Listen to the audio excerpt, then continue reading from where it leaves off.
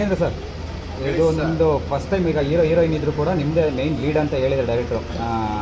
ಈ ಪಾತ್ರ ಒಪ್ಕೊಳ್ಳೋಕ್ಕೆ ಕಾರಣ ಏನು? ಈ ಪಾತ್ರ ನಿಮ್ಮ ತಂದೆಯವ್ರು ಮಾಡಿದ್ದ ಯಾವ್ದಾದ್ರು ಪಾತ್ರನ ಮೀರಿಸ್ಬೋದಾ? ಇಲ್ಲ, ಮೀರ್ಸಕ್ಕಂತೂ ಸಾಧ್ಯನೇ ಇಲ್ಲ. ಯಾಕಂದರೆ ಅದು ಬ್ರ್ಯಾಂಡ್ ಕ್ರಿಯೇಟ್ ಆಗಿಬಿಟ್ಟಿದೆ ನಮ್ಮ ತಂದೆಯವ್ರದ್ದು. ಏನಂದರೆ ಒಂದು ಸ್ವಲ್ಪ ಅವರ ಒಂದು ನೆರಳಲ್ಲಿ ಅವರ ಆಶೀರ್ವಾದದಲ್ಲಿ ಬರ್ಬೋದೇ ಹೊರತು ಯಾರು ಮಗ ಬಂದು ಅಪ್ಪನ ಮೀರ್ಸೋಕ್ಕೆ ಸಾಧ್ಯ ಇಲ್ಲ. ಅದು ಕಷ್ಟನೂ ಕೂಡ, ಮೀರಿಸಲೂಬಾರ್ದು. ಅದು ಅಪ್ಪನೇ ಮಗನೇ. ಬಟ್ ಒಂದೊಳ್ಳೆ ಕಂಟೆಂಟ್ ಇಟ್ಕೊಂಡು ಬಂದರು ಡೈರೆಕ್ಟ್ರು. ಸತ್ಯ ನಿಜ, ಒಳ್ಳೆ ಜನ. ಆ್ಯಕ್ಚುಲಿ ಬಂದಿದ್ದು ಫಸ್ಟು ಬೇರೆ ಒಂದು ಸಬ್ಜೆಕ್ಟಿಗೆ, ಒಂದು ಕಾಮಿಡಿ ಜಾನರ್ ಒಂದಿತ್ತು, out and out comedy genre. ಆ ಸಬ್ಜೆಕ್ಟ್ಗೆ ಅಂತ ಮಾತಾಡ್ಕೊಂಡು ಬಂದಿದ್ದು. ಆಮೇಲೆ ಅಲ್ಲಿಂದ ಬೇರೆ ಎಲ್ಲ ತಿರು ತಗೊಂಡು ಅಕಾಲ ಅನ್ನೋದು ಶುರುವಾಯಿತು. ಇವ್ರ ಕತೆ ಹೇಳೋ ವೈಖರಿನೇ ಚೆನ್ನಾಗಿರುತ್ತೆ. ಚೆಸ್ ಕಾಯಿನ್ಸ್ ಇಟ್ಕೊಂಡು, ಪಾನ್ಸ್ನ ಇಟ್ಕೊಂಡು, ಈ ಕ್ಯಾರೆಕ್ಟ್ರ್ ಹೀಗೆ, ಈ ಕ್ಯಾರೆಕ್ಟ್ರ್ ಇದು ಹಿಂಗೆ ಅಂತ ಒಂದು ಡೀಟೇಲಿಂಗ್ ಹೇಳ್ತಾರೆ. ಆವಾಗ ನಾವು ಅವ್ರನ್ನೂ ನೋಡಬೇಕು, ಕಾಯಿನ್ಸ್ನೂ ನೋಡಬೇಕು. ಯಾಕಂದರೆ ಯಾವ ಕ್ಯಾರೆಕ್ಟ್ರು ಯಾವ ರೀತಿ ಪ್ಲೇ ಆಗುತ್ತೆ ಅನ್ನೋದನ್ನು ಅದೊಂದು ನೀಟಾಗಿ ಒಬ್ಬ ಆರ್ಟಿಸ್ಟ್ಗೆ ಈಸಿಯಾಗಿ ತಿಳ್ಕೊಳ್ಳೋ ರೀತಿ ಇತ್ತು. ಆಮೇಲೆ ಸಪೋರ್ಟಿಂಗ್ ಭಾಳ ಇದೆ ಈಗ ನಮ್ಮ ನಿರ್ಮಾಪಕರು ಅಣ್ಣಯ್ಯ ಅವರು. ಯಾಕಂದರೆ ಒಬ್ಬ ಹೊಸ ನಿರ್ದೇಶಕನ ನಂಬಿ ಬಂಡವಾಳ ಆಗ್ತಾ ಇರೋದು ನಿಜವಾಗ್ಲೂ ಒಂದು ಖುಷಿಕರ. ಯಾಕಂದರೆ ಈಗಿರೋ ಸಿಚುವೇಶನ್ಗಳಲ್ಲಿ ಎಲ್ಲರೂ ಕೆಲವು ಸ್ಟಾರ್ಸೇ ಬೇಕು, ಇವರೇ ಬೇಕು, ಅವರೇ ಬೇಕು ಅಂತಾರೆ. ಬಟ್ ಕಂಟೆಂಟಿಗೆ ಯಾರು ಬೇಕು? ಆ್ಯಕ್ಚುಲಿ ಇಲ್ಲಿ ಮೇಯ್ನು ಅಂತ ಅಂದ್ರಲ್ಲ, ಇವ್ರ ಮೇನು ಅಂತ ನಾವು ಯಾರೂ ಅಲ್ಲ. ಮೇನು ಆ್ಯಕ್ಚುಲಿ ಕತೆ main, director main, producer main, ಆಮೇಲೆ DOP ಪ್ರದೀಪ್ ಅವ್ರ ಮೇನು, ಮ್ಯೂಸಿಕ್ ಡೈರೆಕ್ಟರ್. ಇವ್ರುಗಳಿದ್ದರೆ ನಾವು ಇರೋದು. ಯಾಕಂದರೆ ಆ ರೀತಿ ಕಥೆನ ಹೇಳೋದು, ಸಂಭಾಷಣೆ ಬರೆದು ಅದು ತಕ್ಕನಂಗೆ ಛಾಯೆಗಳನ್ನ ನಮ್ಮನ್ನು ಕ್ಯಾಪ್ಚರ್ ಮಾಡಿ ಎಡಿಟ್ರ್ ನಾನೇ ಬೇಕು. ಯಾಕಂದರೆ ನನ್ನೂ ಸೇರಿಸ್ಕೊಂಡು ಹೇಳ್ತೀನಿ, ಒಬ್ಬ ಎಡಿಟ್ರ್ ಮೇನು. ಆಮೇಲೆ ಅದ್ರ ತಕ್ಕನಂಗೆ ಎಡಿಟ್ಸ್ ಎಲ್ಲ ಮಾಡಾದಮೇಲೆ ಒಬ್ಬ ಸಂಗೀತ ನಿರ್ದೇಶಕ, ಅದಕ್ಕೆ ಯಾವ ರೀತಿ ಒಂದು ಜೋಡಣೆ ಮಾಡಬೇಕು. ಇವರೆಲ್ಲ ಇದ್ದರೆ ಮಿಕ್ಕಿದವರು, ಇಲ್ಲಾಂದರೆ ಅದು ಏನೂ ಆಗಲ್ಲ. ಹಾಗಾಗಿ ಮೇಯ್ನ್ ಅಂತ ಸುಮ್ಮನೆ ಇವರು ಇದ್ರ ಮೇಲೆ ಅಷ್ಟೇ, ನಾಡಿನವರ ಸಿನ್ ಅಂತ ಆಗಲ್ಲ. ಆದರೆ ನಾವು ಇನ್ನಷ್ಟೇ.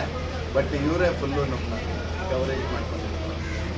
ಆಮೇಲೆ ಇವರು ಅಷ್ಟೇ ಲಕ್ಕಿರಾಮ್ ಅವರು ಇದ್ದಾರೆ. ಆಮೇಲೆ ಸಾರಿ ಪ್ರಿಯಾಂಕ್ ಹೋಗಿದ್ದಾರೆ.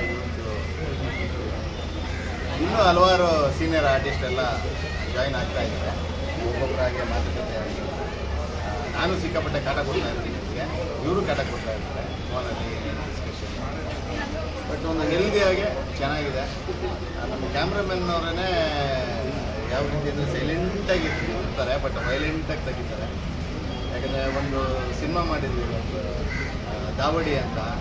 ಒಂದೆರಡು ಫ್ರೇಮ್ ನೋಡಿದ್ರೆ ಗೊತ್ತಾಗುತ್ತೆ ಅವ್ರು ಯಾವ ರೀತಿ ಒಬ್ಬ ಆರ್ಟಿಸ್ಟ್ನ, ಆಮೇಲೆ ಡೈರೆಕ್ಟ್ರ್ ಇರೋ ವಿಷನ್ನ ಯಾವ ರೀತಿ ಅವರು ಕ್ಯಾಪ್ಚರ್ ಮಾಡಿದ್ದಾರೆ. ಚೆನ್ನಾಗಿದ್ದಾರೆ, ಹೆಂಗಾಗಿದ್ದಾರೆ, ಹೆಂಗೆ ಗೊತ್ತಾಗಿಲ್ಲ ಒಬ್ಬಡಕ್ಕೆ.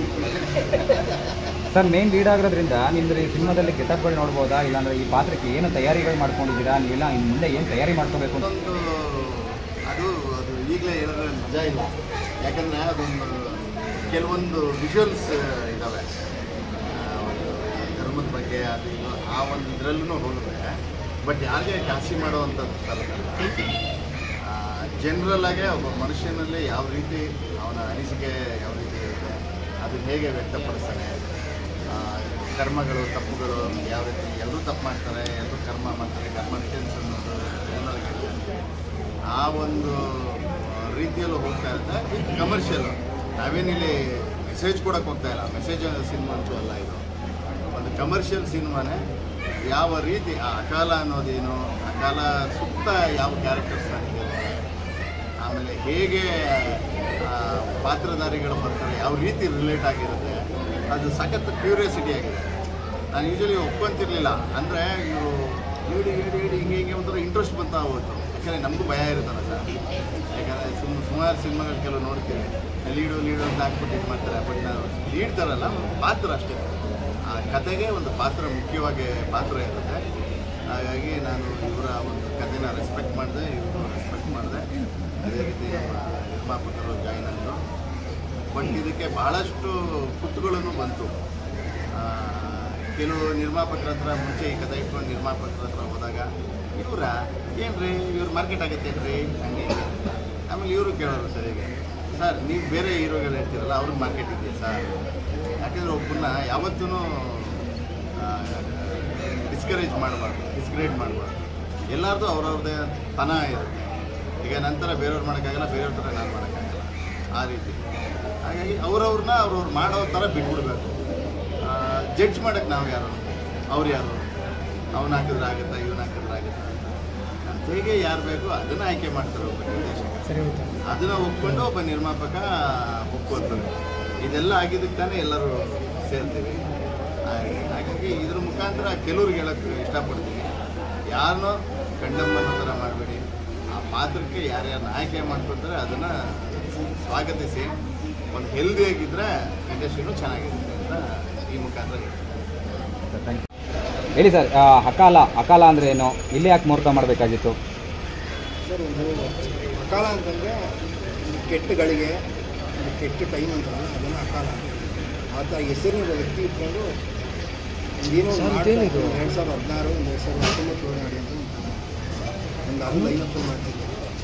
ಆ ವ್ಯಕ್ತಿ ಹೆಸರೇ ಅಕಾಲ ಅಂತ. ಆ ಹೆಸರಿಗೂ ಆ ಸಿನಿಮಾಗೂ ಏನು ಸಂಬಂಧ ಸರ್? ಇದೇನಿದೆ ಸರ್? ನಿಮ್ಮ ಪರಿಚಯ ಮಾಡ್ಕೊಳ್ಳಿ, ನೀವು ಮುಂಚೆ ಏನು ಮಾಡ್ತಾ ಇದ್ರಿ, ಇದು ನಿಮ್ದು ಎಷ್ಟನೇ ಸಿನಿಮಾ? ಸರ್ ಫಸ್ಟ್ ಒಂದು ದಾವಡಿ ಸಹ ಮಾಡ್ತಾ ಸರ್,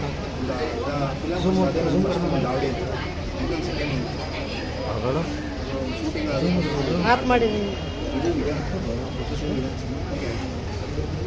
ಸರ್ ಹೇಳಿ, ಅಕಾಲ ಬಗ್ಗೆ ಎಲ್ಲೆಲ್ಲಿ ಶೂಟ್ ಮಾಡಬೇಕು ಅಂತ ಇದ್ದೀರಾ, ಯಾರ್ಯಾರು ಆರ್ಟಿಸ್ಟ್ಗಳು ಇರ್ತಾರೆ, ನಿಮ್ಮ ಪ್ಲಾನಿಂಗ್ ಎಲ್ಲ ಏನು?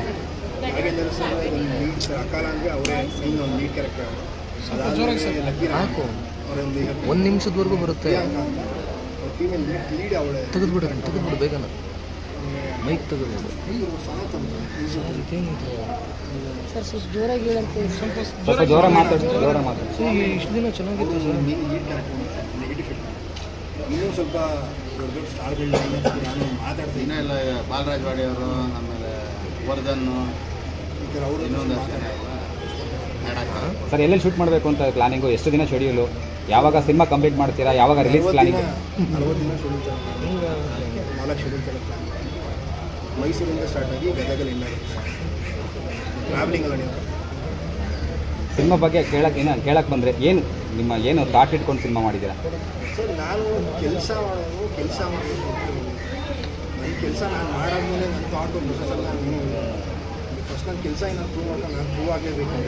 ನನ್ನ ಸಸ್ಟೈನೇಷನ್ ನಾನು ಪ್ರೂವ್ ಮಾಡೋಕ್ಕೆ ಒಂದು ಕೆಲಸಗಾರ, ನಾನು ಕೆಲಸ ಮಾಡ್ತೀನಿ, ನಾನು ಇಲ್ಲೇನು ಸಸ್ಟೈನ್ ಆಗಬೇಕು ಇಂಡಸ್ಟ್ರಿ. ನಾನು ಮುಂದಕ್ಕೆ ನನಗೂ ಒಂದು ಪ್ರಾಜೆಕ್ಟ್ಸ್ ಅಂತ ಬೇಕು ಅಂದರೆ ನಾನು ಯಾವತ್ತೂ ಇಲ್ಲೇನು ಇರಬೇಕಲ್ಲ, ನಾನೇ ಉಳ್ಕೋಬೇಕಲ್ಲ. ಕಂಟೆಂಟ್ ಮೇಲೆ ನಾನು ಕೆಲಸಗಾರ ಅಷ್ಟೇ ಸರ್. ನಾನು ಕಂಟೆಂಟ್ ಮೇಲೆ ನಂಬಿಕೆ ಇರ್ತೀನಿ, ಕಂಟೆಂಟ್ ನಂಬಿಕೆ ಇಟ್ಟೆ ಇವ್ರು ಗೊತ್ತಾಗ್ತೀನಿ. ಅವ್ರ ಕಂಟೆಂಟ್ ಒಂದ್ಸತಿ ರೀಡಿಂಗ್ ಕೊಟ್ಟಾಗ ಅವ್ರು ಮಾಡ್ತೀನಿ, ಎಷ್ಟಾರ ಪರವಾಗಿಲ್ಲ ಮಾಡ್ತೀನಿ. ನಾನು ಕಂಟೆಂಟ್ ಮೇಕರ್ ಸರ್. ನಾನು ಡೈರೆಕ್ಟ್ ಅಂತ ನಾನು ಡೈರೆಕ್ಟ್ರೆ. ನನ್ನ ವಿಷನ್ ಮಾಡಿದಾಗ ಮಾತ್ರ ಡೈರೆಕ್ಟರ್ ಸರ್. ನನ್ನ ವಿಷನ್ನ ನಂಬಿ ದುಡ್ಡಾಗ್ತಿದ್ದಾರೆ. ಆ ಥರ ವಿಷನ್ ಬೇರೆ ಥರ ವಿಷನ್ ಸರ್, ಮಾಡಿ ತೋರಿಸ್ತೀನಿ. ಅದಾದಮೇಲೆ ನೋಡ್ತಾರೆ ಬೇಗ ಬಂದೆ, ಒಳ್ಳೆಯದಾಗಲಿ. ಹೇಳಿ ನಿಮ್ಮ ಪಾತ್ರದ ಬಗ್ಗೆ, ಈ ಸಿನಿಮಾ ಒಪ್ಕೊಳ್ಳೋಕೆ ಕಾರಣ ಏನು, ಮುಂಚೆ ಏನು ಮಾಡ್ತಾ ಇದ್ರಿ? ಪ್ರಿಯಾಂಕಾ ಅಂತ, ನಾನು ಪ್ರೊಫೆಷನಲ್ ಮಾಡೆಲಿಂಗ್ ಮಾಡ್ತೀನಿ. ನಾನು ಚಿಕ್ಕ ವಯಸ್ಸಿಂದ ಡ್ಯಾನ್ಸ್ ಮಾಡ್ಕೊತಾ ಇದ್ದೀನಿ. ಸದ್ಯಕ್ಕೆ ಇದು ನನ್ನ ಫಸ್ಟ್ ಮೂವಿ ನಾನು ಮಾಡ್ತಿದ್ದು ಆ್ಯಸ್ ಅ ಹೀರೋಯಿನ್.